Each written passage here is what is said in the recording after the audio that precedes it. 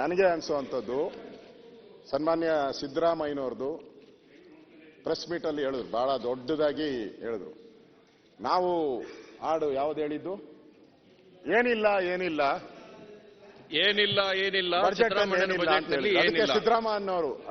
ಸಿದ್ದರಾಮಯ್ಯ ಗೌರವಾನ್ವಿತ ಅವ್ರು ಹೇಳಿದ್ರು, ಬಿಜೆಪಿಯರ ತಲೆಯಲ್ಲಿ ಏನೂ ಇಲ್ಲ ಅಂತ ಹೇಳಿದ್ರು. ಮುಖ್ಯಮಂತ್ರಿ ಹೇಳ್ಬಾರ್ದಾಯ್ತು, ಹೇಳಿದ್ರು. ನನಗನ್ಸ್ತೈತೆ ಏನಿದೆ ಅಂದ್ರೆ ಸಿದ್ದರಾಮಯ್ಯನವ್ರ ತಲೆಯಲ್ಲಿ ಪೂರ್ತಿ ವಿಷ ಇದೆ ಅಂತ, ಪೂರ್ತಿ ವಿಷ. ಒಂಥರ ಹಿಂದೂಗಳಿಗೆ ಒಂಥರ ದ್ರೋಹ ಬಗ್ಗೆ ಇಡೀ ಬಡ್ಜೆಟ್ ಅಲ್ಲಿ. ಅದರಿಂದ ನನಗೆ ಸಿದ್ದರಾಮಯ್ಯನವ್ರನ್ನ 15ನೇ ಬಡ್ಜೆಟ್ ಒಂದ್ ರೀತಿ ಒಡೆದೋಗಿರುವಂತ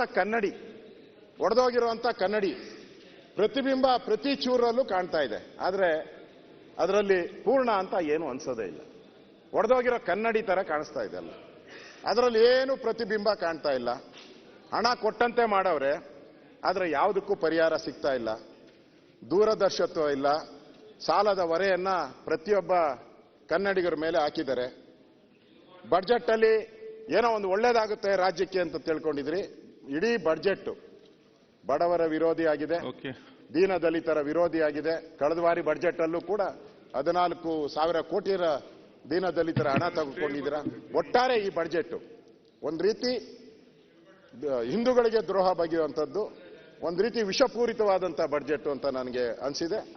ಆದ್ರಿಂದ ಇದೊಂಥರ ಏನೋ ಒಂದು ಸಾಲದ ಕೂಪಕ್ಕೆ ನಮ್ಮನ್ನ ತಳ್ಳಿದೆ. ನಾವು ಹಿಂದೆಂದೂ ಪಡೆದಂತ ಕಷ್ಟವನ್ನ ಮುಂದಿನ 2-3 ವರ್ಷದಲ್ಲಿ ನಾವು ಪಡಿಬೇಕಾಗ್ತೈತೆ. ನಮ್ಮ GDPನೂ ಕೂಡ ದೇಶದ GDP ಅಂತ ನಾವು ಕಡಿಮೆ ಹೋಗ್ತಾ ಇದ್ದೀರಿ. ಅದರಿಂದ ಒಂದು ಮಾತು ಇದೆ, ಸಾಲ ಕೊಂಬಾಗ ಆಲೋಗರ ಉಂಡಂತೆ, ಸಾಲಿಗನು ಬಂದಾಗ ಕಿಬ್ಬದಿಯ ಕೀಲು ಮುರಿದಂತೆ. ಹಂಗೆ ಈ ಸರ್ಕಾರ ನಮ್ಮ ಎಲ್ಲಾ ಜನರ ಕೀಲು ಮುರಿಯುವಂತ ಸರ್ವಜ್ಞ ಎಲ್ಲರ ಕೀಲನ್ನ ಈ ಸರ್ಕಾರ ಮುರಿಯುತ್ತೆ.